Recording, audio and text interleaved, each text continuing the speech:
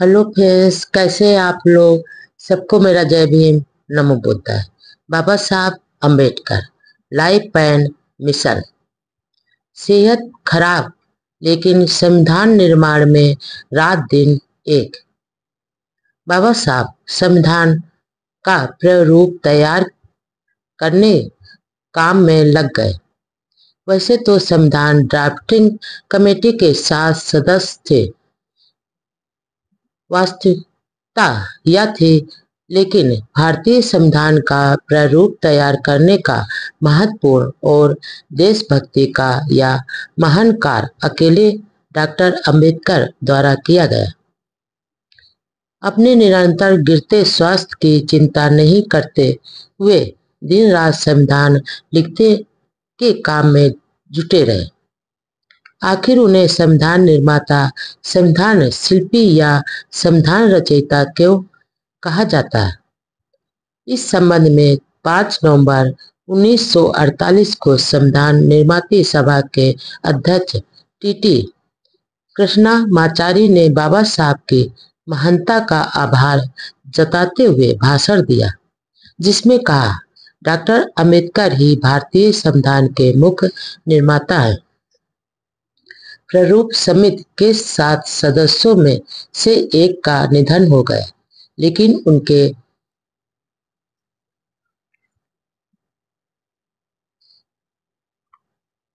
स्थान पर किसी को मनोनीत नहीं किया। एक ने इस्तीफा दे दिया तो वह जगह भर दी गई। एक सदस्य अमेरिका चले गए, उनकी जगह पर भी किसी की नियुक्ति नहीं की गई। एक सदस्य अपने रियासतदारों संबंधी कामकाज में ही व्यस्त रहते थे। उनका स्वास्थ्य बिगड़ने से वह भी उपस्थित नहीं होते थे। एक दो सदस्य दिल्ली से बाहर के थे तथा इस काम में बहुत कम समय दे पाते थे। आखिर संविधान बनाने की सारी जिम्मेदारी डॉक्टर अंबेडकर जी को ही निभानी पड़ी।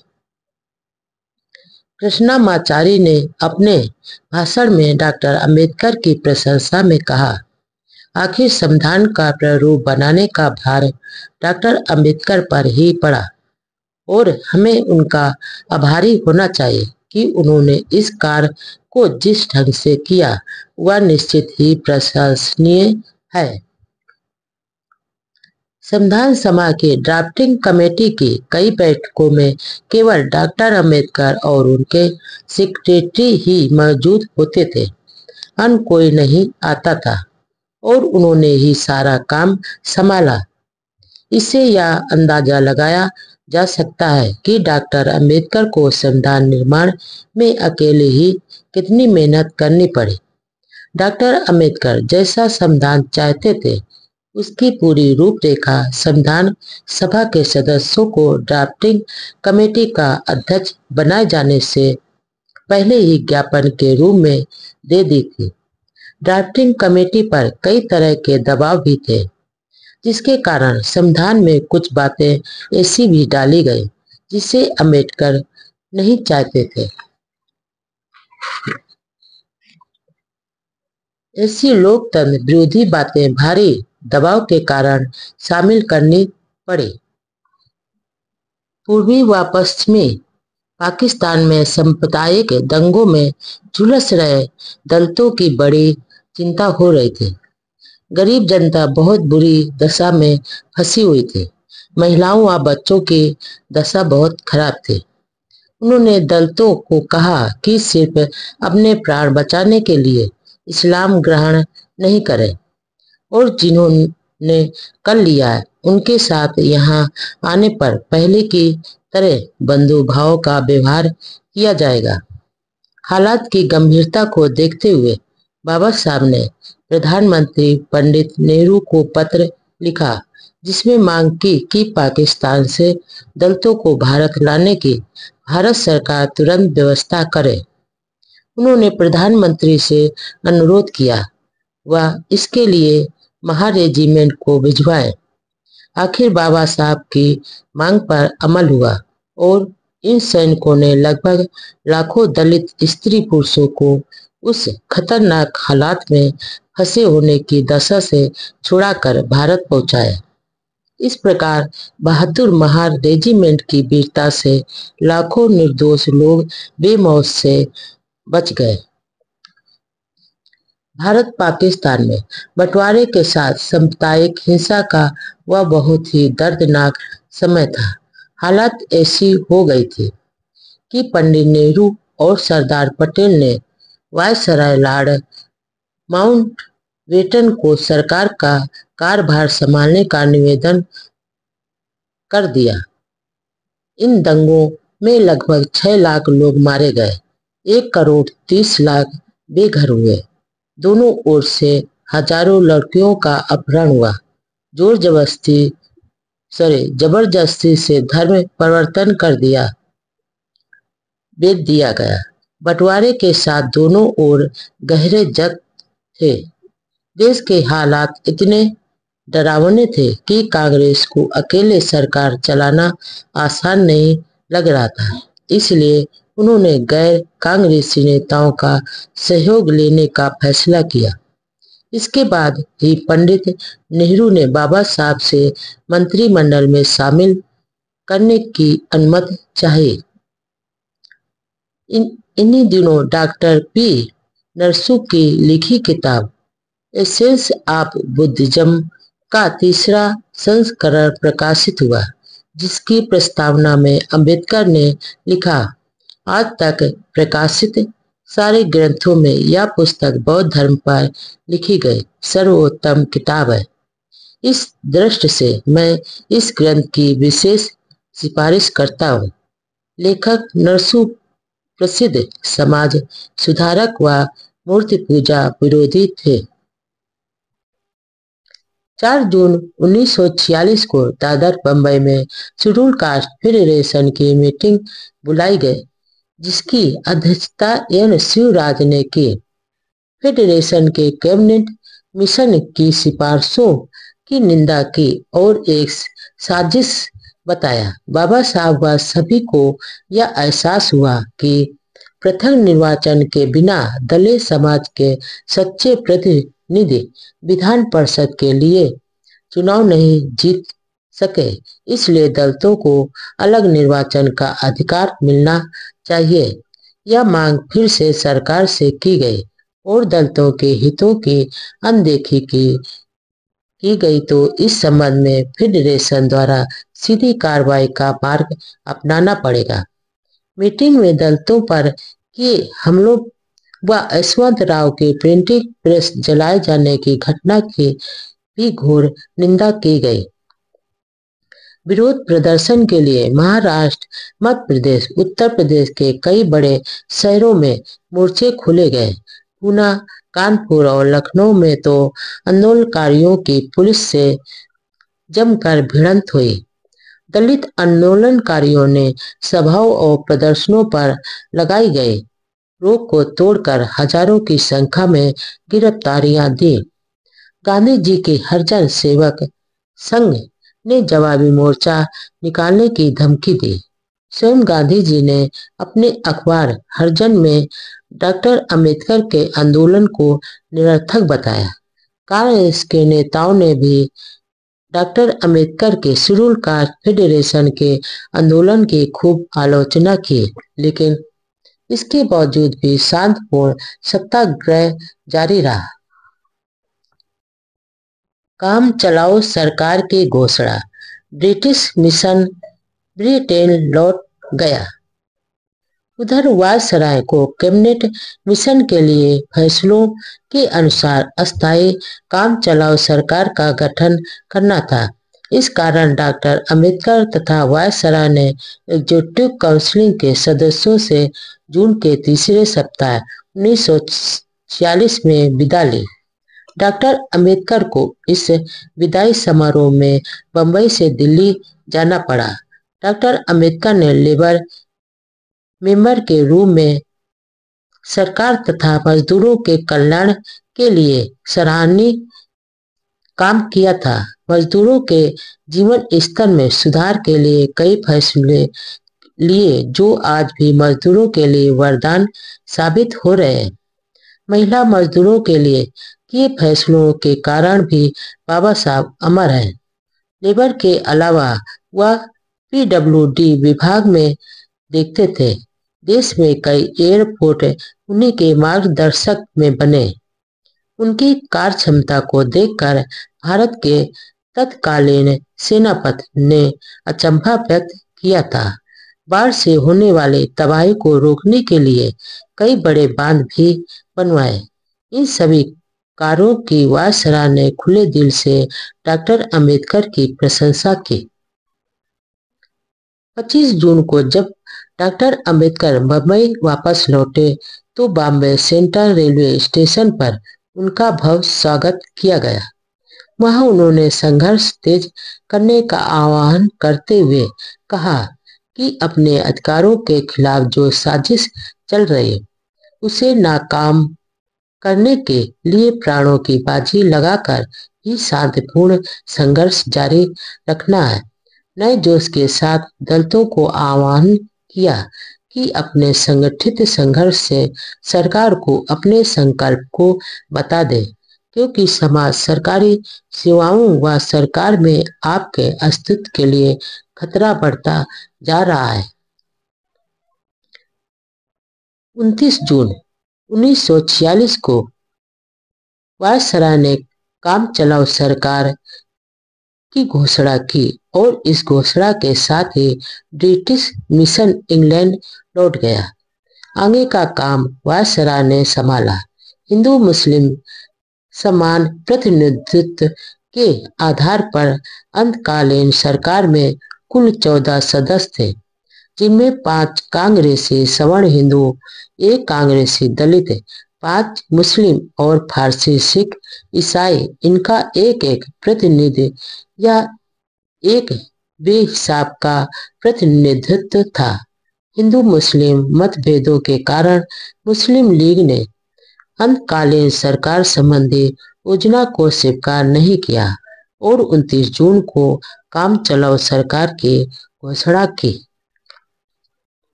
पूना पैक्ट एक बहुत बड़ी साजिश थी। बाबा साहब को अब महसूस हुआ कि पूना पैक्ट एक बहुत बड़ी साजिश थी, क्योंकि संयुक्त निर्वाचन में दलितों के हितैषी व असली प्रतिनिधि चुनकर नहीं आ सके और कांग्रेस के चापलूस दलित प्रतिनिधि चुन लिए गए। मिशन योजना में अछूतों की उपेक्षा किए जाने से देश भर के विशेषकर महाराष्ट्र के अछूत समाज में भारी आक्रोश था। आखिर 7 करोड़ लोगों के हितों की अनदेखी का अहम सवाल था। मिशन ने भी ऐसा ब्रिटिश प्रधानमंत्री के दिए संकेतों के आधार पर किया था। ब्रिटिश प्रधानमंत्री ने कहा था कि अल्पसंख्यक समुदाय को भारत की स्वतंत्रता की राह में वीटो करने का अधिकार नहीं दिया जाए। मिशन के इस व्यवहार से दलितों में नाराजगी थी। बंबई के अछूत समाज ने 7 जुलाई 1946 को मिशन योजना के प्रति विरोध करने के लिए एक जुलूस निकाला। जुलूस काओसजी जहांगीर हाल की तरफ जा रहा था। वहां अखिल भारतीय कांग्रेस कमेटी की बैठक हो रही थी। प्रदर्शनकारियों ने हाल की ओर जाने वाले कांग्रेस नेताओं को काले झंडे दिखाकर व नारे लगाकर अपना विरोध प्रकट किया। पुलिस ने जुलूस को हाल के पास पहुंचने से पहले रोक दिया। जब उनसे कहा कि कल गांधी जी अछूत नेताओं से मिलेंगे, तब जुलूस पास के मैदान में सभा में बदल गया। बाबा साहब गायकवाड़, बापू साहब राजभोज आज नेताओं ने अपने भाषणों में मिशन योजना, कांग्रेस की नीति तथा सरकार द्वारा अछूतों की उपेक्षा की आलोचना की। शेड्यूल कास्ट फेडरेशन के आह्वान पर 15 जुलाई 1946 को काउंसिलिंग हॉल और पूना के सेक्रेटेरिएट से आधा मील इर्द गिर्द सभा बंदी के कानून को तोड़कर दलितों के प्रतिनिधित्व को बार बार नकारा था। इस सत्याग्रह के फलस्वरूप सरकार ने 12 दिनों के बाद ही असेंबली का अधिवेशन स्थगित कर दिया। इन 12 दिनों में 1150 सत्याग्रही गिरफ्तार किए गए, जिनमें 128 महिलाएं थीं। इन सबका 15 दिन से लेकर 3 महीने तक की सजाएं दी गई। इस सत्याग्रह के बाद सरदार पटेल व अंबेडकर मुलाकात हुई, लेकिन कोई समझौता नहीं हो सका। कांग्रेस के वे हरिजन नेता जिन्होंने अंबेडकर के संघर्ष की बदौलत लाभ उठाया, वे अंबेडकर व उनके आंदोलन के खिलाफ बोल रहे थे। यही नहीं, उन्होंने अछूतों के बुनियादी मांगों की आलोचना भी करी। बाबू जगजीवन राम अंबेडकर विरोधियों में प्रमुख कांग्रेस दलित नेता थे। जब पुणे में सत्याग्रह चल रहा था, उस समय अंबेडकर बंबई में थे। 17 जुलाई को पुणे जाने से पहले पत्रकारों से बातचीत में उन्होंने कहा कि हमारा संघर्ष कैबिनेट मिशन द्वारा हमारे हितों की अनदेखी करने के कारण शुरू हुआ है और यह तब तक जारी रहेगा जब तक हमें कोई स्पष्ट व अधिकृत आश्वासन नहीं दिया जाता। उन्होंने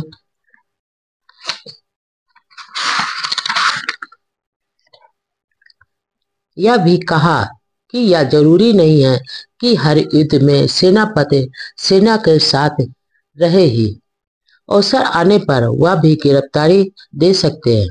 कांग्रेस तो अंबेडकर के इस कदम तो सरासर गलत बता रहे थे। हरिजन सेवक संघ ने भी अंबेडकर के आंदोलन और लखनऊ में भी शांतिपूर्ण सत्याग्रह शुरू कर दिए गए। संविधान निर्माते सभा में पहुंचे अंबेडकर। कैबिनेट मिशन की योजना के अनुसार प्रादेशिक विधानसभा द्वारा चुने हुए प्रतिनिधि सदस्यों द्वारा संविधान निर्माती सभा का गठन होना था। इसके लिए सदस्यों का चुनाव शुरू हो गए। बाबा साहब ने अपना नोमिनेशन पेपर बंगाल विधान परिषद से दाखिल किया। बंगाल विधान परिषद में कुल 60 प्रतिनिधियों का चुनाव करना था। इनमें 27 समान वर्ग यानी हिंदू और 33 मुस्लिम प्रतिनिधियों का चुनाव करना था। कैबिनेट मिशन द्वारा मुस्लिमों को तो अलग प्रतिनिधित्व दिया, लेकिन अनुसूचित जातियों को हिंदू के साथ जोड़ दिया। 17 जुलाई 1946 को बंगाल विधान परिषद द्वारा संविधान सभा के लिए अपने प्रतिनिधियों का चुनाव करना था। उससे कई दिन पहले बाबा साहब कलकत्ता पहुंच चुके थे। उन दिनों पंजाब के चर्मकार समुदाय के हजारों लोग कलकत्ता में लेदर बिजनेस करते थे, जिनमें काफी लोग आर्थिक दृष्टि से सुदृढ़ स्थिति में थे। वे बाबा साहब के प्रति बहुत सम्मान प्रकट करते थे, इसलिए वे भी बंगाल के दलितों के साथ बाबा साहब को बंगाल से जिताने में जुट गए। बाबा साहब ने वहां कलकत्ता में कई स्थानों पर समाज, राष्ट्र हित व गरीबों के हित में भाषण दिए। कलकत्ता शहर के तिल जिला रोड पर गुरु रविदास मंदिर के प्रांगण में लगातार 2 घंटे तक बहुत प्रभावशाली भाषण दिया। वहां उनको रुपयों की थैली भी भेंट की गई। पंजाबी और बंगाली दलितों के संयुक्त मोर्चे ने तय कर लिया था कि बाबा साहब को हर हालत में जिताकर संविधान सभा में भेजना है। गरीब दलित आर्थिक रूप से कोई सहायता नहीं कर पा रहे थे, लेकिन प्रचार के लिए मन से लगे रहते थे। सभी को मालूम था कि बाबा साहब को संविधान सभा में नहीं घुसने देने की साजिश चल रही। ऐसे में उन्हें जिताने के लिए कड़ी मेहनत करनी है। पूरे देश के दलितों की नजर बाबा साहब के चुनाव पर टिकी हुई थी। वे सभी अपने प्रिय नेता व उदारक की जीत देखना चाहते थे, जबकि कांग्रेस उन्हें हराने के लिए पूरी ताकत लगा रही थी। बाबा साहब को बंगाल विधानसभा के एंग्लो इंडियन सदस्यों से समर्थन प्राप्त होने की आशा थी, लेकिन उन्होंने अपनी मांग के अनुसार संविधान सभा में प्रतिनिधि नहीं लेने पर विरोध के रूप में एंग्लो इंडियन विधायकों ने चुनाव का बहिष्कार किया था। इस तरह कांग्रेस ने बाबा साहब की जीत में रोड़ा अटका दिया। आखिर चुनाव का दिन आया। बंगाल विधानसभा परिषद भवन के पास हजारों दलित पहुंच गए। पुलिस का घेरा तोड़कर लाठी गोली की चिंता किए बिना भवन तक पहुंच गए। प्रदर्शनकारी भीड़ अंबेडकर जिंदाबाद के गगनभेदी नारे लगा रहे थे। पंजाब के एक युवा दलित ने तो चेतावनी तक दे दी थी कि यदि हमारे बाबा साहब को हराने की साजिश सफल हो गई तो बहुत बुरा हो जाएगा। बंगाल में इस चुनाव की कमान जोगेंद्र नाथ मंडल ने संभाल रखी थी और इस दिन आंदोलन का नेतृत्व भी वही कर रहे थे। दरअसल मंडल ने ही बाबा साहब को आग्रह किया था कि वह बंगाल विधानसभा से चुनाव लड़े और अंबेडकर ने हाँ कर दी। इसके लिए जोगेंद्र नाथ मंडल का बहुत बड़ा योगदान था। बंगाल से जीत बाबा साहब की झोली में थी।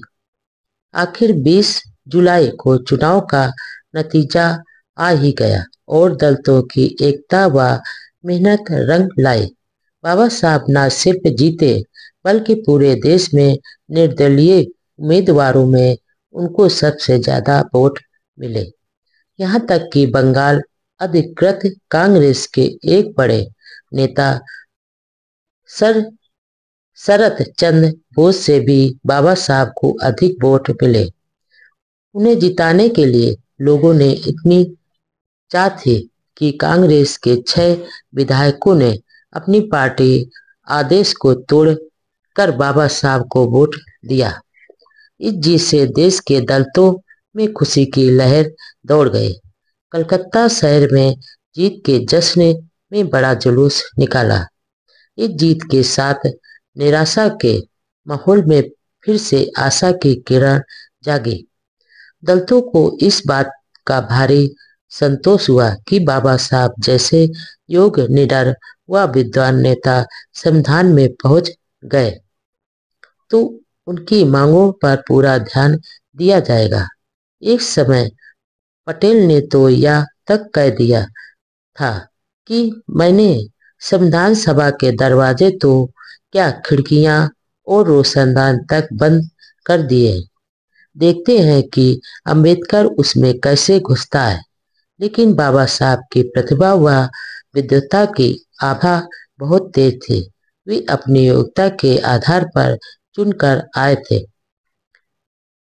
पूना पैक्ट पर हस्ताक्षर करने वाले डॉक्टर अंबेडकर सीधे रास्ते से विधान परिषद में आ नहीं सके और बंगाल जाना पड़ा।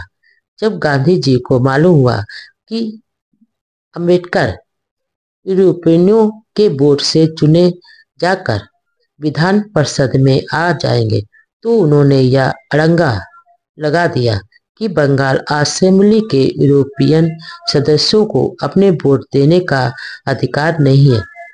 तो बाबा साहब बंगाल की विधानसभा में जोगेंद्र नाथ मंडल और मुस्लिम लीग की सहायता से विधानसभा में पहुंचे। आम चुनाव में अंबेडकर की शेड्यूल फेडरेशन का बंबई विधानसभा में एक भी सदस्य जीतकर नहीं आ पाया था। इसलिए बंगाल विधानसभा के दलित वर्ग के प्रतिनिधियों ने संविधान सभा के लिए डॉक्टर अंबेडकर का नाम प्रस्तावित किया। पीपुल एजुकेशन सोसाइटी द्वारा शिक्षा की अलग जगाई। बाबा साहब चारों ओर से अपने विरोधियों से घिरे हुए थे। शोषितों के कल्याण का जुनून दिन रात उनके मन में रहता था। शारीरिक पीड़ा, पारिवारिक जिम्मेदारियां, तनाव व आशंकाओं के बावजूद वह सृजनात्मक कामों में भी लगे रहे। किताबें खरीदना और पढ़ना उनका शौक नहीं, खुराक थी। वे जब कहते थे कि पढ़ो लिखो, तो उन्होंने स्वयं इसके लिए उस जमाने में उच्च दर्जे के शिक्षण संस्थानों की स्थापना की। उनके मन की मुराद 20 जून 1946 को पूरी हुई। उस दिन पीपुल एजुकेशन सोसाइटी की नींव डाली गई। वे इसके लिए काफी कोशिश कर रहे थे। सोसाइटी के द्वारा 20 जून 1946 को अपने कॉलेज का शुभ आरंभ हुआ। यह कॉलेज आगे जाकर देश के प्रसिद्ध शिक्षण संस्थानों में एक माना गया। इस कॉलेज का नाम बुद्ध के मूल नाम पर सिद्धार्थ कॉलेज रखा गया। यह कॉलेज शुरू में क्यूंज रोड पर छोटे कुटियानुमा कमरों में चलाया जाता था। बाद में फोर्ट इलाके में 2 हब भवन में कवा व अर्बर्ट बिल्डिंग को खरीदकर शामिल किया गया। इनमें पहले भवन का नाम बुद्ध भवन और दूसरे का आनंद भवन रखा गया। 1951 में सिद्धार्थ कॉलेज का कामकाज इन्हीं भवनों में लाया गया, जहां college of arts and science 1953 से सिद्धार्थ कॉलेज ऑफ कॉमर्स और 1955 से सिद्धार्थ कॉलेज ऑफ लॉ बहुत ही गौरवशाली इतिहास के साथ संचालित किए जा रहे हैं। इसके बाद पीपुल एजुकेशन सोसाइटी ने बाबा साहब के परिनिर्वाण के बाद भी यह मिशन जारी रखा और 1972 में वाडाला में भी doctor Baba Saheb Ambedkar college of commerce शुरू किया। बम्बई से दूर औरंगाबाद में भी बाबा साहब का प्रिय शहर था। वहाँ भी कई सालों की मेहनत के बाद एक बड़ा शिक्षण संस्थान स्थापित किया, जिसका नाम प्रसिद्ध बौद्ध भिक्षु नागसेन के नाम पर नागसेन वन रखा गया। यहाँ जो बड़ा संस्थान खोला, वहाँ पहले कब्रिस्तान था, जिसका समतल बनाने में बहुत मेहनत लगी। स्वयं बाबा साहब जब भी वहां जाते तो काम में हाथ बटाते थे। आखिर इस भवन कॉलेज का नाम मिलिंद कॉलेज रखा गया। राजा मिनांडर मिलिंद ने भिक्षु नागसेन के साथ जीवन दर्शन, धर्म आदि पर लंबे सवाल किए थे, जिसके सवाल जवाब मिलिंद प्रश्न के नाम से ग्रंथ के रूप में दुनिया भर में प्रसिद्ध है। औरंगाबाद का नागसेन वन व मिलिंद कॉलेज बाबा साहब के सृजनात्मक सोच के जगमगाते उदाहरण है। सोसाइटी ने उस महाड़ में भी एक कॉलेज खोल दिया, जहां कभी इनके मसीहा को तालाब का पानी छूने से मना कर दिया था, जहां गालियां मिली, पत्थर फेंके गए। बाबा साहब उनके अनुयायियों ने ज्ञान की ज्योति जलाई। पीपुल एजुकेशन सोसाइटी व उसके द्वारा स्थापित किए गए शिक्षण संस्थान ने जहां लाखों गरीब शोषित विद्यार्थियों को जीवन की सच्ची राह बताई है, वहीं आज की पीढ़ी को भी सीख दे रही है कि हम पढ़ लिख कर ज्ञान व धन को सिर्फ जोड़े नहीं, बल्कि समाज को लौटाना भी है। व्यक्ति कितना मान ही क्यों ना हो, राष्ट्र हित से बड़ी नहीं। शेड्यूल कास्ट फेडरेशन का सत्याग्रह गत पकड़ रहा था। 19 जुलाई 1946 को बंबई विधानसभा के मुख्यमंत्री खे ने फेडरेशन के बारे में बेतुकी टिप्पणी की थी।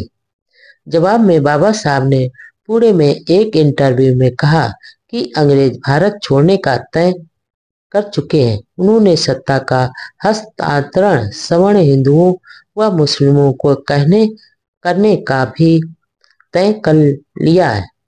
तो सत्ता हस्तांतरण के बाद बनने वाले भारत के संविधान में इस देश में रहने वाले 7 करोड़ अछूतों का क्या हिस्सा व हक होगा।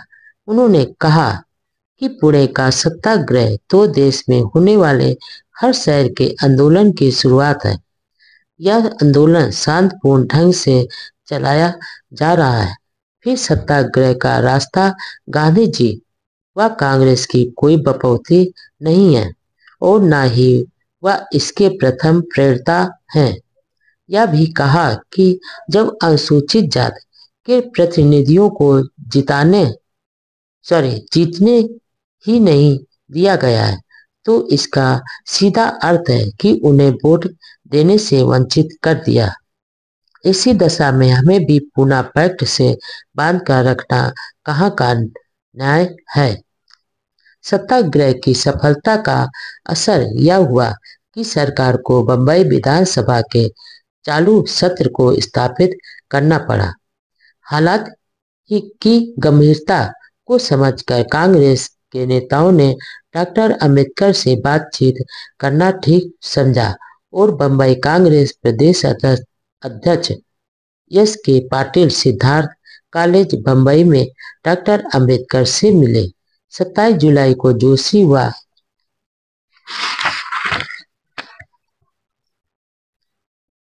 पाटिल डॉक्टर अंबेडकर को साथ लेकर पटेल से मिलाने भी ले गए। सरदार पटेल से पुणे में सत्याग्रह व अनुसूचित जातियों के प्रतिनिधित्व के संबंध में लंबी बातचीत हुई, लेकिन इस बातचीत का कोई खास नतीजा नहीं निकला। कांग्रेस के व्यवहार के खिलाफ 8 अगस्त को अनुसूचित जाति के प्रतिनिधियों का एक मोर्चा वर्धा में भी निकाला गया, जहां अखिल भारतीय कांग्रेस कमेटी की बैठक होने जा रही थी। कुछ दिनों बाद डॉक्टर अंबेडकर ने सरदार पटेल को एक पत्र लिखा, जिसमें उन्होंने लिखा कि मेरे विचार में व्यक्ति चाहे कितना ही महान क्यों न हो, उसका हित समय राष्ट्र हित से बड़ा नहीं होता है और कोई भी व्यक्ति कांग्रेसी हुए बिना भी महान राष्ट्रवादी हो सकता है। इस दृष्टि से वह किसी भी कांग्रेसी से बेहतर राष्ट्रवादी हैं। उधर मुस्लिम लीग ने 29 जुलाई को मिशन के दीर्घकालीन और अंतकालीन दोनों प्रस्तावों को नामंजूर कर दिया और पूर्ण पाकिस्तान की मांग की। इस मांग के अनुसार मुस्लिम लीग ने 16 अगस्त 1946 को खुला संघर्ष दिवस मनाकर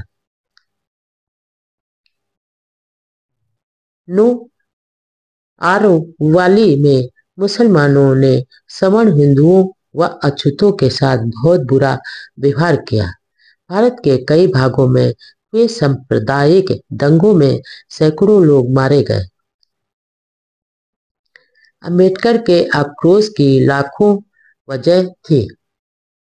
जब मुस्लिम लीग ने मिशन योजना को अस्वीकार कर दिया तो वायसराय ने कांग्रेस को अंतरिम सरकार बनाने के लिए बिना शर्त आमंत्रित किया।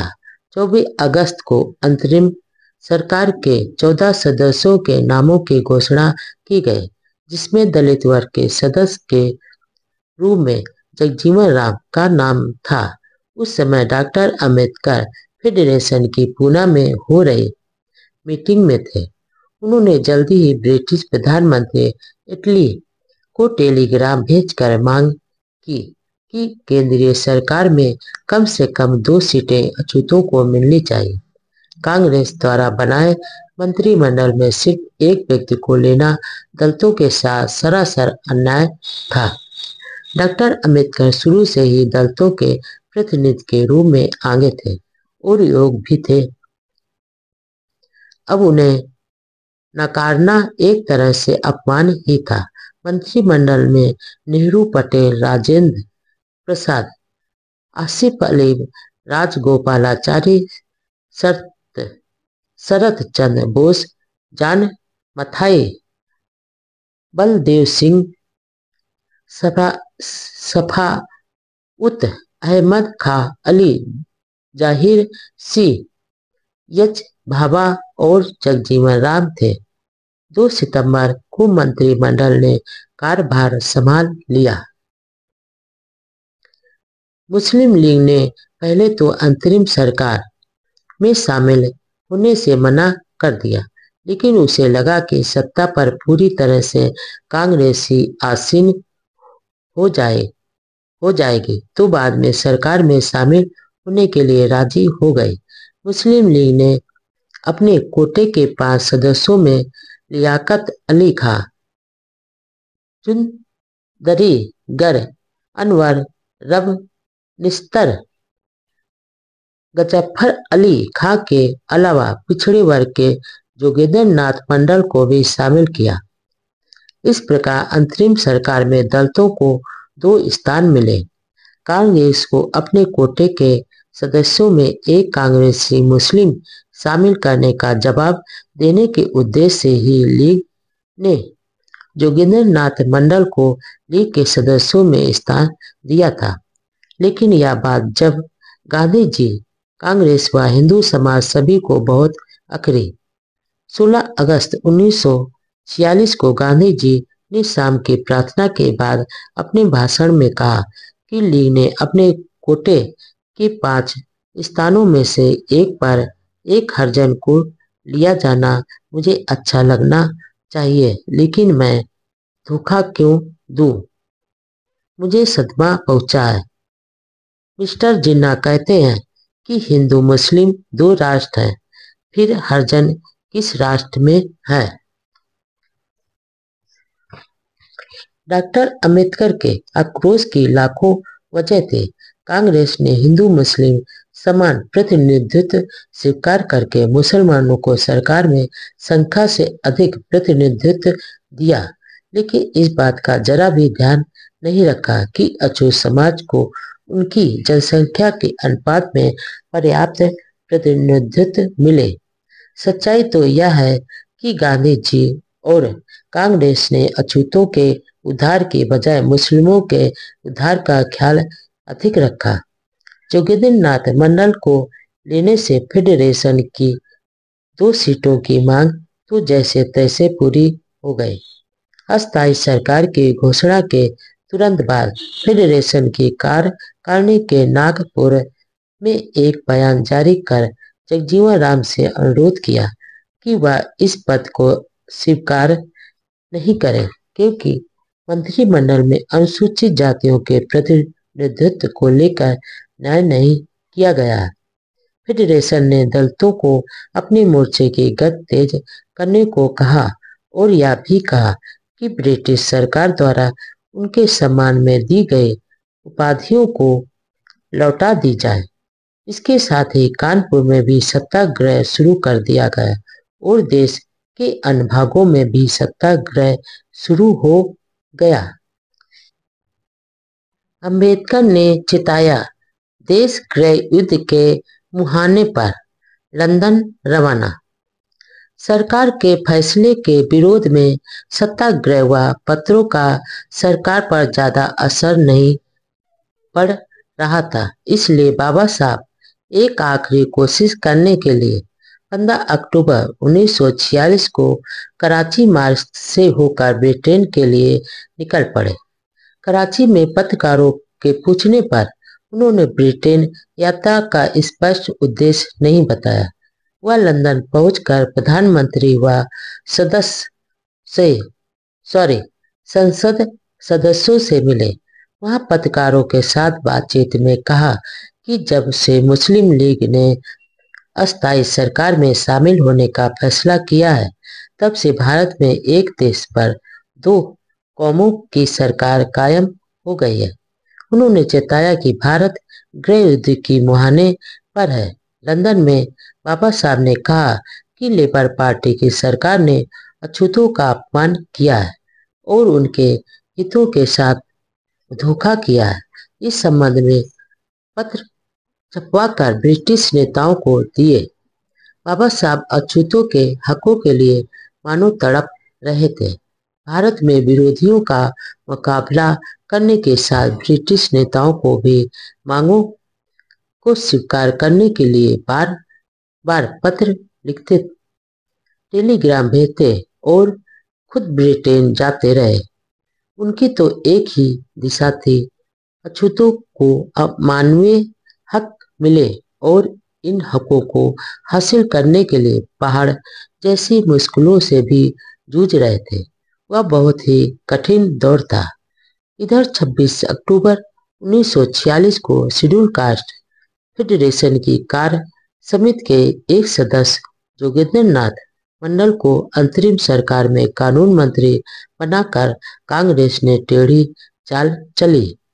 इससे दलितों के उचित प्रतिनिधित्व की मांग फीकी पड़ गई। 30 अक्टूबर 1946 को डॉक्टर अंबेडकर ब्रिटिश नेताओं से मिले। प्रधानमंत्री इटली और सेक्रेटरी ऑफ स्टेट से मिलकर पूरी बात बताई। वह चर्चिल व सेमुअल होरे से भी मिले। 5 नवंबर को कंजर्वेटिव पार्टी के सदस्यों की भारत कमेटी को हाउस ऑफ कॉमन्स में संबोधित किया।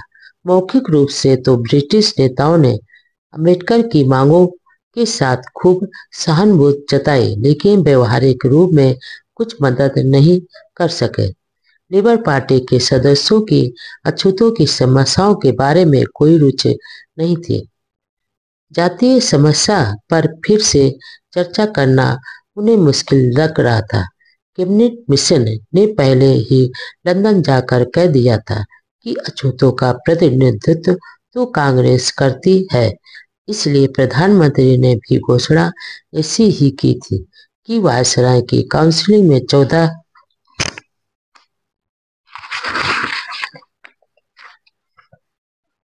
सदस्य होंगे, जिनमें एक दलित होगा, और उसका चुनाव भी कांग्रेस करेगी। अंतरिम सरकार बनने पर यही हुआ। कांग्रेस ने जगजीवन राम को चुन लिया। बाबा साहब की लंदन यात्रा व्यर्थ गई।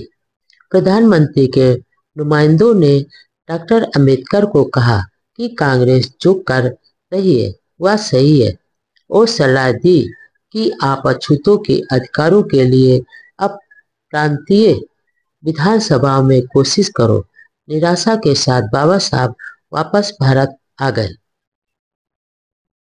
बाबा साहब की राय के हर मोड़ पर कांटे ही कांटे बिछे हुए थे। राजनीतिक विशेषज्ञों का कहना है कि एकाएक सारा राजनीतिक दृश्य बदल कैसे गया। मुस्लिम लीग भी अंतरिम सरकार में शामिल हो गई। अंतरिम सरकार से ब्रिटेन भी राजी था। दरअसल दिल्ली में सेठ बिल्डा रोज प्रार्थना सभाएं आयोजित करवाते थे, जिसमें गांधी जी विराजते थे, और उन प्रार्थना सभाओं में sir Stafford Cripps, lord Pethick Lawrence, रेस एलेक्जेंडर आदि बड़े ब्रिटिश राजनयिकों को आमंत्रित कर उन्हें प्रभावित करने की जो कोशिश की गई वह सफल हुई, और जो गांधी जी व कांग्रेस चाहते थे वही हुआ। कैबिनेट मिशन ने ब्रिटेन जाकर प्रधानमंत्री को यही कहा कि अछूतों के प्रतिनिधित्व तो कांग्रेस व गांधी ही है, और बाद में जो खेल खेला गया वह जग जाहिर है। बाबा साहब की राय के हर मोड़ पर कांटे ही कांटे बिछे हुए थे। पहाड़ जैसी पीड़ा थी, लेकिन वह मशाल लिए रात दिन कटीले उबड़ खाबड़ पथरीले विकट रास्तों में भी हिम्मत व हौसले के साथ चल रहे थे। उनकी मुश्किलों के बारे में सिर्फ कल्पना ही की जा सकती है। लेखन द्वारा सृजन करने वाला व विचारक व चिंता घोर निराशा के माहौल में भी कलम को चलाता रहा और ऐतिहासिक रचनाएं लिखी। कलम को उन्होंने कभी नहीं रोका और किताबों के पन्नों को हमेशा खुले ही रखा। इन्हीं दिनों उनकी नई पुस्तक शूद्र कौन प्रकाशित हुए, जिसमें उन्होंने चाटुकार इतिहासकारों के झूठे पुलंदों को नकारते हुए लिखा कि शूद्र कभी देश में शासक थे। वे दास व दस्यु लोग के थे और ब्राह्मणों के साथ हुए युद्ध में साजिश के द्वारा हराकर शूद्र बना दिया गया। ब्राह्मणों ने ऐसे क्षत्रिय योद्धा शासकों को पवित्र पहनावे से इनकार कर शूद्र के नाम से चौथे वर्ण में पटक दिया, जिसका पहले कोई अस्तित्व ही नहीं था। शूद्र वर्ण में डालकर सिर्फ सेवा करने का काम सौंप कर भयंकर शोषण किया। यह किताब उन्होंने अपने गुरु ज्योतिबा फुले को समर्पित की। बंबई लौटने पर एक अखबार के साथ इंटरव्यू में कहा कि अब यह आशा करना व्यर्थ है कि अछूत समाज हिंदू समाज में एक रूप हो जा पाएगा। अंतरजातीय विवाह और एक साथ खान पान से भी समस्या का समाधान नहीं होगा। संविधान सभा का पहला अधिवेशन।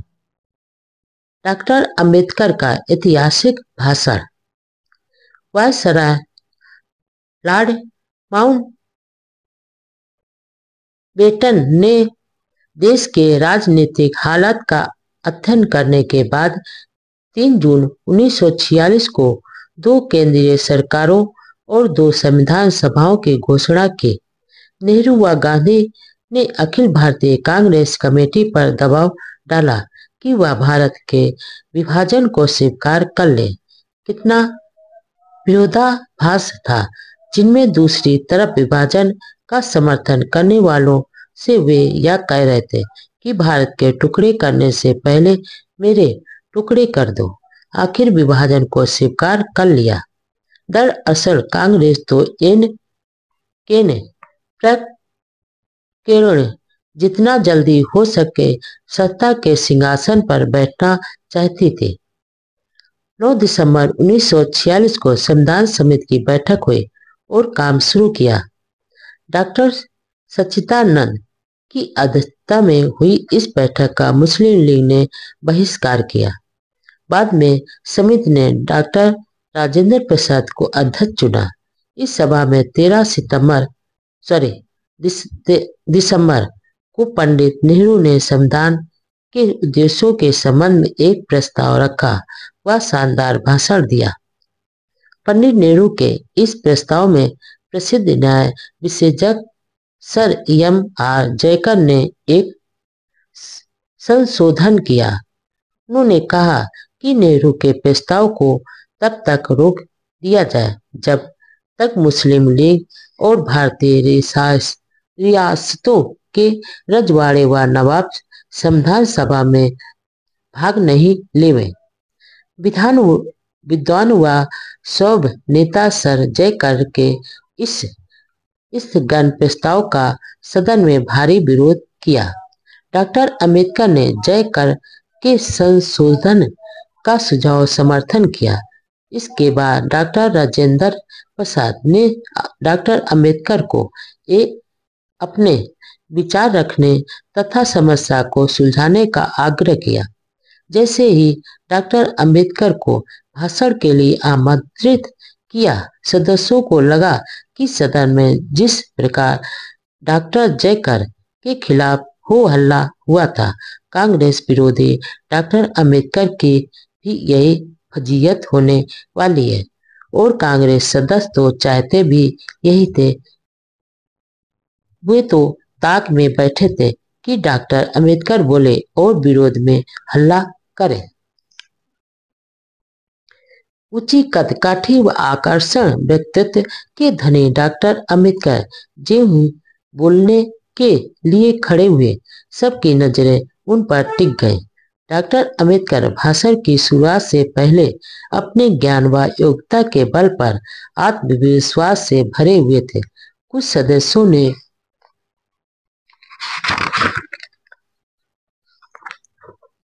डॉक्टर अंबेडकर के विलक्षण प्रतिभा के बारे में तो सुना था, लेकिन भाषण पहली बार सुनने जा रहे थे। डॉक्टर अंबेडकर का चेहरा ज्ञान के ओजस्व से चमक रहा था। वेशभूषा में वह आकर्षण लग रहे थे। उनके विचार में किसी भी पार्टी या महान नेता की तुलना में राष्ट्र बड़ा था। देश को दिशा देने वाला उस दिन का भाषण ऐतिहासिक था। वह अपनी सीट से खड़े हुए चारों ओर नजर घुमाए।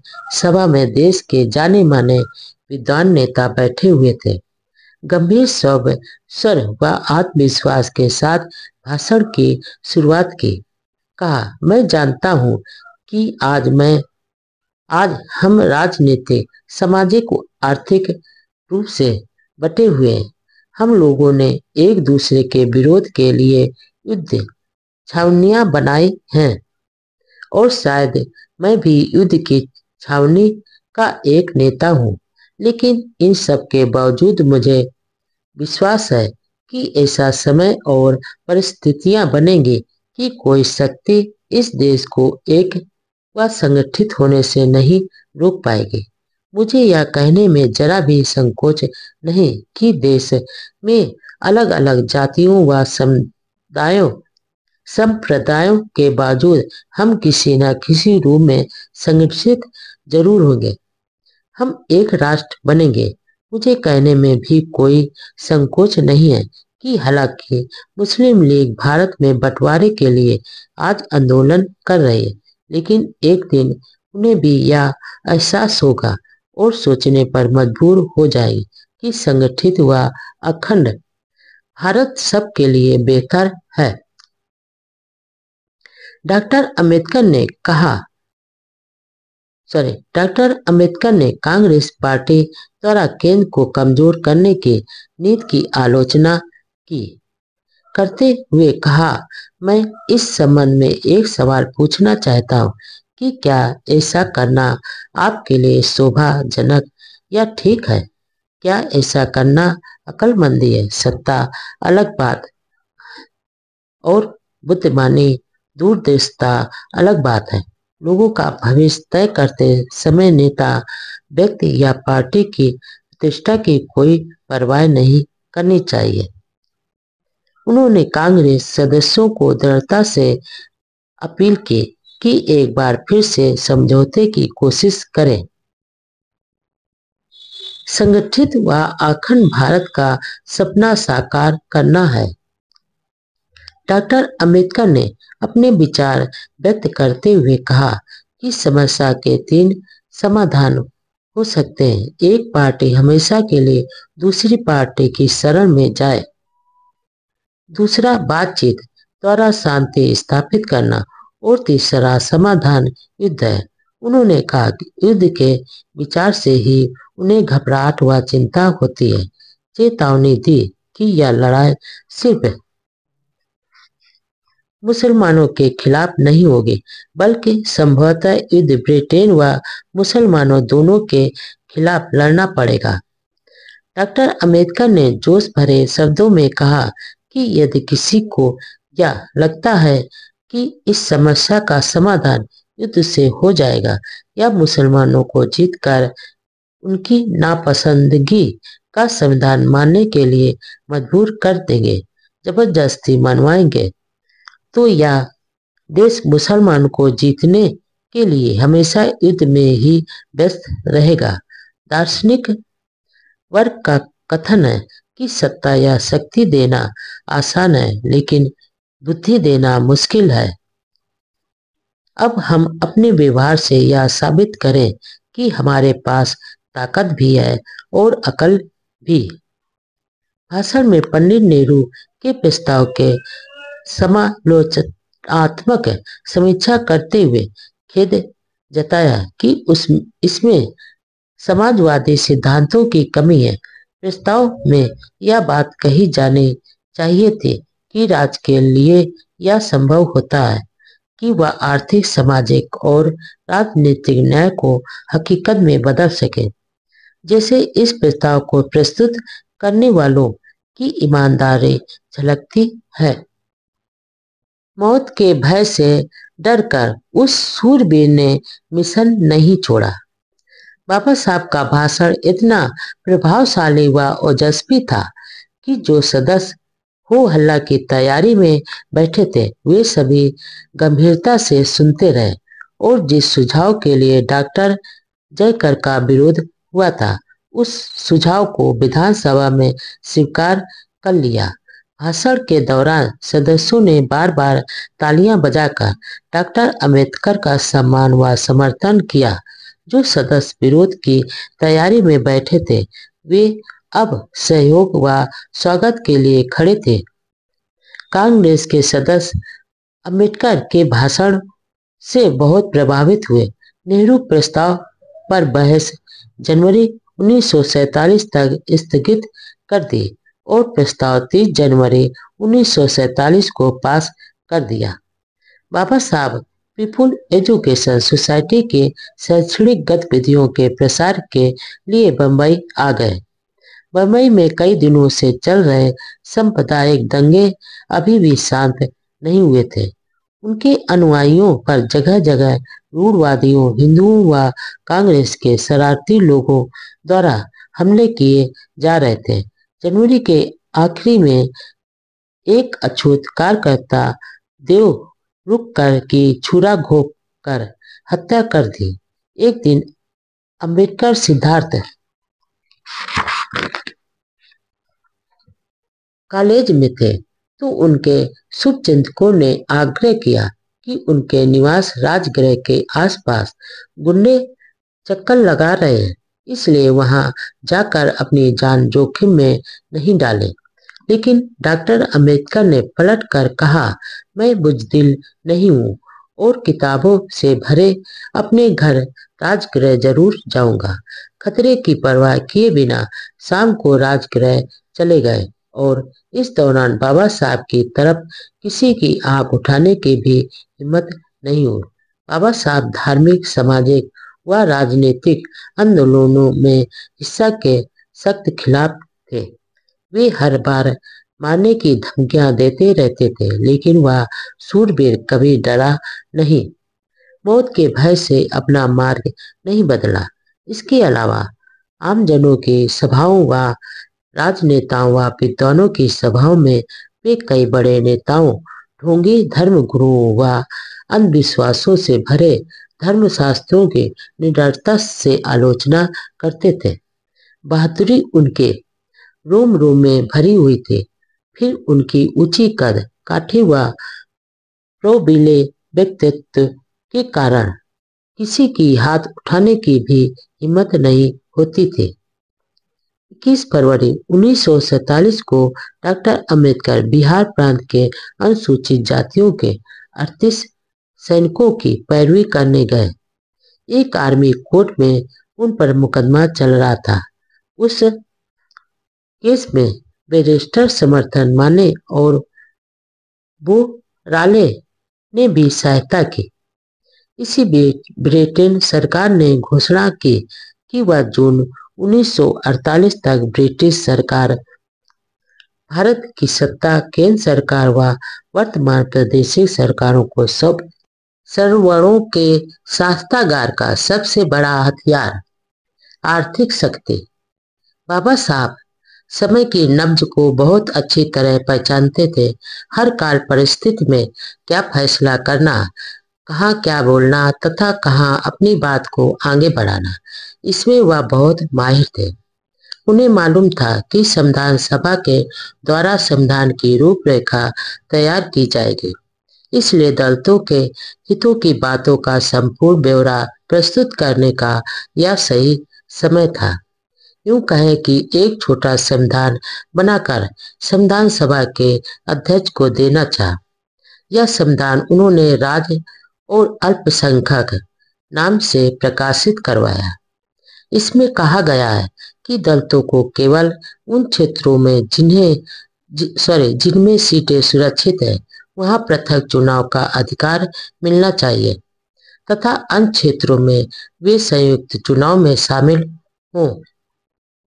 इसके अलावा इसमें नागरिकों के अधिकारों का भी विवरण है। किसी राजनीतिक व्यवस्था विशेष में सामाजिक और आर्थिक ढांचा कैसा हो, इसका भी उल्लेख किया गया है। इसमें समाजवाद को संविधान का अंग बनाने पर जोर दिया ताकि समान कानून से उसे सरलता से बदला जा सके। प्रारूप में कहा गया है कि यदि लोकतंत्र को एक मनुष्य एक मूल्य के सिद्धांत पर जिंदा रखना है तो संविधान को न केवल राजनीतिक ढांचे का निराधारण करना चाहिए बल्कि आर्थिक ढांचे का स्वरूप भी तय किया जाना चाहिए। ज्ञापन में लिखा गया कि संसाधन व उद्योग राज्य की संपत्ति होंगे और सरकार द्वारा चलाए जाएंगे।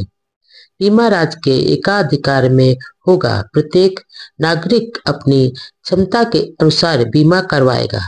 कृषि राज्य उद्योग होगा। उन्होंने लिखा कि समाज में गरीबी कई अपराधों को जन्म देती है।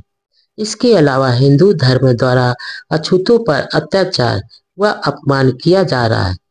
इससे गांव में संघर्ष बढ़ता जा रहा है जो आर्थिक रूप से शक्तिशाली हिंदुओं व आर्थिक रूप से कमजोर अछूतों के बीच हो रहा है।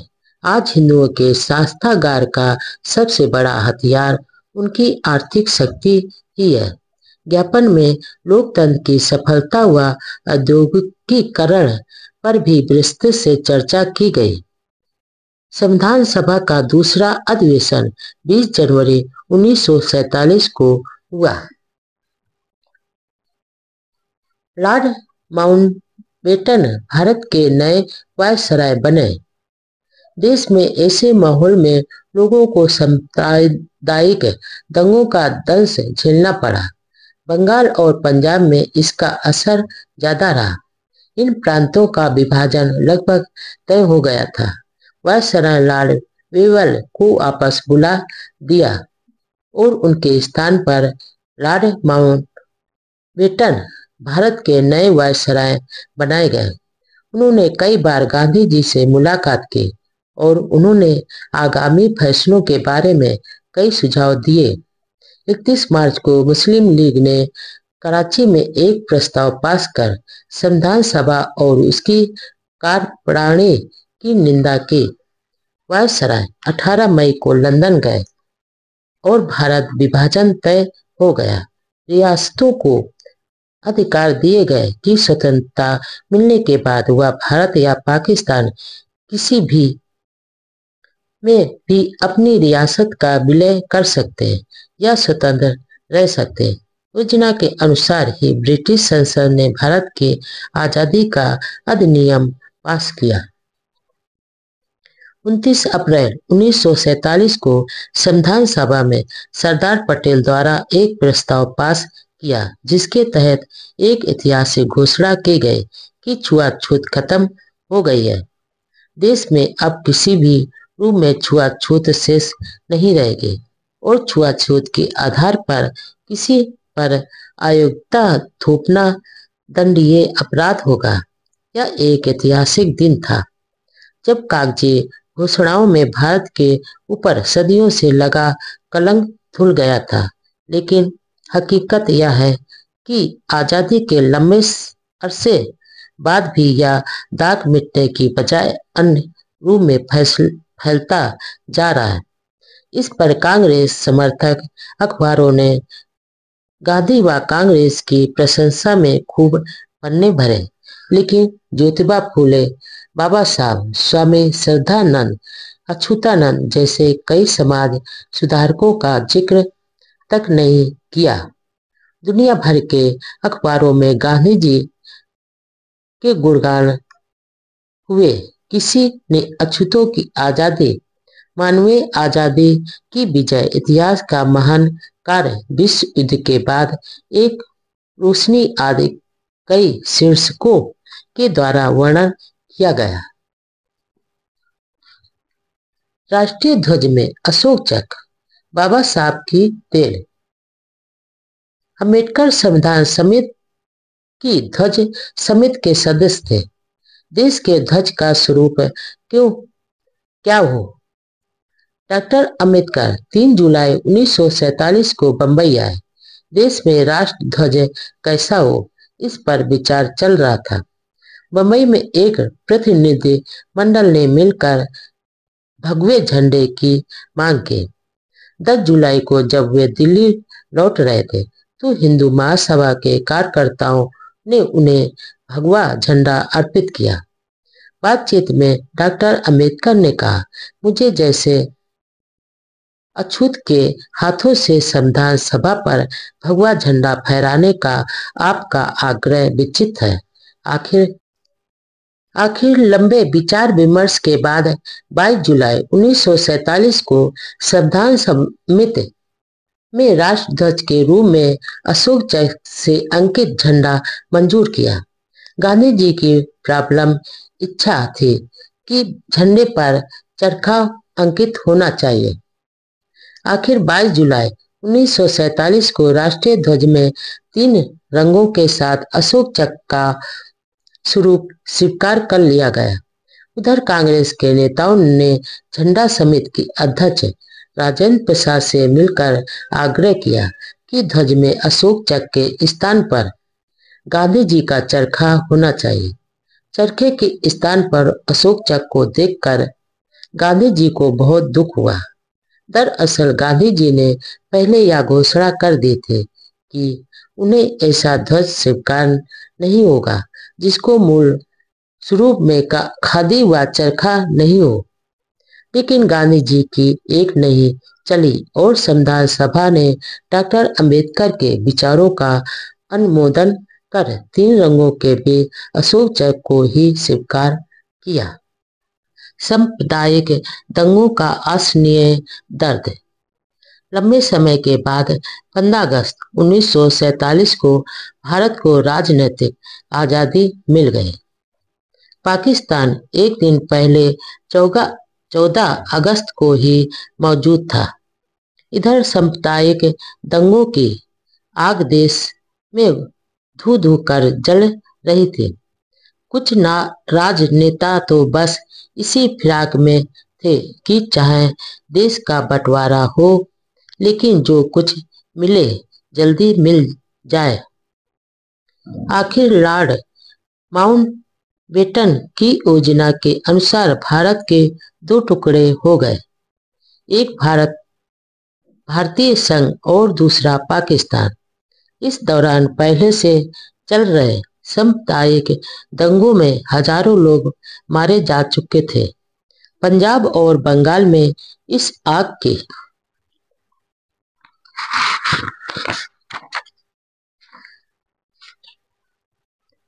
लपटें तेज थी। चारों ओर मारकाट और हाहाकार था। मासूम बच्चों की चीखें सुनाई दे रही थी। सारा देश मानो गृह युद्ध की चपेट में आ गया था। इस समय महान देशभक्त डॉक्टर अंबेडकर ने भारत सरकार का ध्यान सरहद की सुरक्षा की ओर दिलाया। सीमा आयोग का ध्यान खींचते हुए कहा, यदि मेरा संदेह सच निकला और सीमा आयोग द्वारा तय की गई सीमा स्वाभाविक प्राकृतिक नहीं हुई तो भारत सरकार को उसकी रक्षा करना मुश्किल हो जाएगा और देश की सुरक्षा खतरे में पड़ जाएगी। ब्रिटिश लोकसभा ने भारत की आजादी का प्रस्ताव 15 जुलाई को मंजूर किया, जिसके फलस्वरूप संविधान सभा पूरी तरह से सत्ता प्राप्त संगठन बन गए। शुरू में जो पूरे देश की थी वह सिर्फ विभाजित भारत के लिए ही रह गई। बंगाल का भी विभाजन हो गया, इसलिए संविधान सभा के बहुत से सदस्यों को अपनी सीट खोनी पड़ी। डॉक्टर अंबेडकर भी बंगाल से जीते थे, इसलिए उन्हें भी अपनी सीट खोनी पड़ी। इससे पहले एक सदस्य डॉक्टर जयकर ने त्याग पत्र दे दिया था, इसलिए बंबई से उनकी सीट को भरने के लिए बंबई लेजिस्लेटिव कांग्रेस पार्टी ने संविधान सभा के लिए डॉक्टर अंबेडकर को चुन लिया। इस प्रकार डॉक्टर अंबेडकर फिर से संविधान सभा में आ गए। जुलाई 1947 के आखिर सप्ताह में स्वतंत्र भारत के नए मंत्रिमंडल का गठन होने जा रहा था। गांधी जी तो बाबा साहब को नहीं चाहते थे, लेकिन पंडित नेहरू डॉक्टर अंबेडकर की योग्यता व प्रतिभा का सम्मान करते थे। पंडित नेहरू के नेतृत्व में मंत्रिमंडल बनने जा रहा था। स्वतंत्र भारत के पहले कानून मंत्री की जिम्मेदारी। सत्ता तो मिली, लेकिन वह कांटों भरा ताज था। इस मंत्रिमंडल के गठन में दलगत राजनीति से परे देश के नवनिर्माण को ध्यान में रखते हुए योग्य व्यक्तियों को मंत्रिमंडल में लेना था। नेहरू के मन में अंबेडकर की योग्यता को देश हित में उपयोग करने की थी। इसलिए उन्होंने डॉक्टर अंबेडकर से पूछा, क्या आप स्वतंत्र भारत के पहले मंत्रिमंडल में कानून मंत्री बनना स्वीकार करेंगे? डॉक्टर अंबेडकर को ताज्जुब हुआ और उन्होंने विनम्रता से स्वीकार भी कर लिया। इसी प्रकार श्यामा प्रसाद मुखर्जी को भी मंत्रिमंडल में स्थान दिया गया था, जिन्होंने आगे चलकर भारतीय जनसंघ नामक नई राजनीतिक पार्टी बनाई थे। नेहरू ने अंबेडकर को यह भी पूरा भरोसा दिया था कि बाद में उन्हें प्लानिंग या डेवलपमेंट डिपार्टमेंट में दिया जाएगा। स्वतंत्र भारत के पहले मंत्रिमंडल में डॉक्टर अंबेडकर और डॉक्टर श्यामा प्रसाद मुखर्जी जैसे योग्य लेकिन कांग्रेस विरोधी नेताओं को शामिल करना नेहरू की उदारता व राजनीतिक परिपक्वता का उदाहरण थी। अब कांग्रेस चाहती थी कि डॉक्टर अंबेडकर की योग्यता का पूरा लाभ लिया जाए और खुद डॉक्टर अंबेडकर ने कांग्रेस के प्रति कटुता भुला दी और राष्ट्र निर्माण में लग गए। यह एक ऐसा बढ़िया उदाहरण है जो यह दर्शाता है कि अलग अलग पार्टियों व विचारधारा के लोग भी अपने मतभेद भुलाकर राष्ट्र की प्रगति में आहुति दे सकते हैं। 3 अगस्त को भारत के मंत्रिमंडल के नामों की घोषणा की गई, जिसमें डॉक्टर अंबेडकर का नाम भी शामिल था। उस दिन वह बंबई में थे। उनके परिजनों, शुभचिंतकों व अनुयायियों में खुशी की लहर दौड़ पड़ी। जिस कांग्रेस ने डॉक्टर अंबेडकर को कभी अंग्रेजों का पिट्ठू, गद्दार, देशद्रोही, राक्षस कहकर दुत्कारा था, आज उसी कांग्रेस के मंत्रिमंडल में नेहरू ने अंबेडकर जैसे राष्ट्रभक्त हीरे को मंत्री पद देकर मंत्रिमंडल की शोभा बढ़ाई थी। नए मंत्रिमंडल ने 15 अगस्त 1947 को शपथ ली। 29 अगस्त को भारत के संविधान का प्रारूप तैयार करने के लिए एक प्रारूप समिति बनाई और उसका अध्यक्ष डॉक्टर अंबेडकर को बनाया। यह भारत के इतिहास में एक महान घटना थी। कैसा संयोग था, 20 साल पहले जिस व्यक्ति ने मनुस्मृति को जलाया था, आज उसी विद्रोही को देश का संविधान लिखने के लिए आह्वान किया गया था। समय ने मानो करवट ली थी। अब बाबा साहब पर देश को एक सूत्र में पिरोकर प्रगति की दिशा देने वाले संविधान सृजन की महान जिम्मेदारी थी। ड्राफ्टिंग कमेटी के अन्य सदस्य थे sir Alladi Krishna Swami, sir V N. Rao, Syed M. Saadulla, sir N. Gopala Swami Ayyangar, doctor K M. Munshi, sir B L. Mittal और डी.पी. खेतान। बाद में इस कमेटी में सर बी.एल. मित्तल की जगह एल. माधव राव और डी.पी. खेतान की जगह टी.टी. कृष्णमाचारी को मेंबर बनाया गया था। बाबा साहब पर संविधान निर्माण की एक महत्वपूर्ण जिम्मेदारी मिली थी। लेकिन इसके साथ ही वह सिद्धार्थ कॉलेज बम्बई की प्रगति पर भी पूरा ध्यान रखते थे। 25 सितंबर को उन्होंने वहां एक नए विभाग का उद्घाटन किया। अपने उद्बोधन में उन्होंने विद्यार्थियों को अपने व्यक्तित्व विकास पर जोर देने के लिए आह्वान किया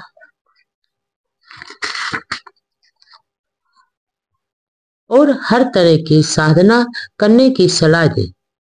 भारत के बंटवारे के साथ ही देश के पश्चिमी व पूर्वी भाग में भारी रक्तपात हुआ, जिसका असर पूरे देश पर पड़ा। कत्लेआम में लाखों बेगुनाह लोग मारे गए। सांप्रदायिक हिंसा में देश धू धू कर जल रहा था। इससे पहले गृह युद्ध व दंगों में हत्याओं को रोकने के लिए डॉक्टर अंबेडकर ने महत्वपूर्ण योजना पेश की थी, जिसके तहत दोनों देशों के बीच हिंदू मुसलमानों की अदला बदली की योजना थी, लेकिन उस पर किसी ने ध्यान नहीं दिया। परिणाम सामने था, लाखों लोग मारे गए। पाकिस्तान में हिंदुओं की बहुत बुरी दशा हो रही थी। महिलाओं के साथ बहुत दुर्व्यवहार हो रहा था। हिंदुओं में बड़ी संख्या अछूतों की थी, जिन पर जुर्म ढाए जा रहे थे। पाकिस्तान सरकार उन्हें भारत नहीं आने दे रही थी। उन पर इस्लाम धर्म अपनाने का दबाव था। डॉक्टर अंबेडकर ने पाकिस्तान सरकार की दंगों पर काबू पाने के कारण कड़ी निंदा की और इस प्रकार के धर्म परिवर्तन के दबाव का कड़ा विरोध किया। उन्होंने अनुसूचित जातियों के लोगों को कहा कि वे जैसे तैसे जो भी साधन मिले भारत आ जाए। इसी प्रकार का दबाव हैदराबाद रियासत में भी डाला गया था और डॉक्टर अंबेडकर ने इसकी कड़ी निंदा की। निजाम हैदराबाद ने भारत में शामिल नहीं होने की घोषणा कर दी। इसलिए बाबा साहब ने हैदराबाद रियासत के दलितों को भी सावधान किया कि वे निजाम का साथ नहीं दें।